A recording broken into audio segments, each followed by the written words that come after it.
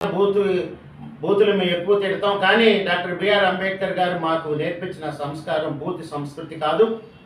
అదేవిధంగా నేను మాట్లాడతా పివి సునీల్ కుమార్ పక్కన ఎవరు లేరని చెప్పి హేళనగా మాట్లాడి ఖబర్దార్ త్రిపుల్ ఆర్ నీకు ఒకటే చెప్తున్నాం. ఈ రాష్ట్రంలోని అంబేద్కర్ వాదు దళితులు మొత్తం కూడా మా నాయకుడు పివి సునీల్ కుమార్ గారి వెంటే ఉన్నాం. మార్చి నెలలో ఉత్తరాంధ్రలో ఒక మంచి బహిరంగ సభ పెడుతున్నాం. ఆ సభ చూసిన తర్వాతైనా నీకు బుద్ధి వచ్చింది, గుండె ఆగి చస్తావు.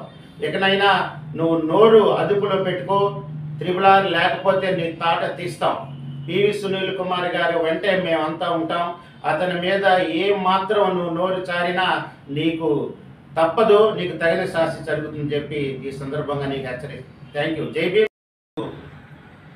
మాజీ ముఖ్యమంత్రి స్వర్గీయ నందమూరి తారక రామారావు గారి దగ్గర నుంచి ఇప్పటి వరకు పనిచేసినటువంటి 6 ముఖ్యమంత్రుల దగ్గర ఆయన అద్భుతమైనటువంటి సేవలు అందించినటువంటి గొప్ప మానవతావాది మా నాయకుడు పివి సునీల్ కుమార్ గారు.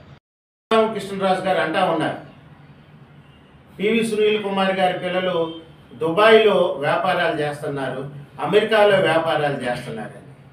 ఇటువంటి ఆధారం లేనటువంటి ఆరోపణలు చేసే ముందు మరి ఈ రాష్ట్రంలో ఉన్నటువంటి రాజకీయ నాయకుల కొడుకులు ఎక్కడ వ్యాపారాలు చేయట్లేదా?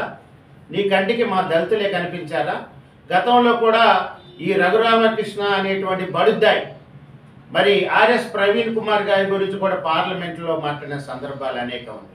ఓ పక్కన ముఖ్యమంత్రి చంద్రబాబు నాయుడు గారు దళిత క్రైస్తవుల్ని ఎస్సీలో చేర్చమని అసెంబ్లీలో తీర్మానం చేస్తే ఈ డిప్యూటీ స్పీకర్ మాత్రం ఎక్కడ దళిత ఉన్నత అధికారులు ఉన్నారు, వాళ్ళ పిల్లలు ఏం చేస్తున్నారు, వాళ్ళని టార్గెట్ చేసి ప్రెస్ మీట్లు పెట్టడం, వాళ్ళని వాడు వీడు నా కొడుకులు అని చెప్పి అసభ్య పదజాలతో అతను దూషించడం,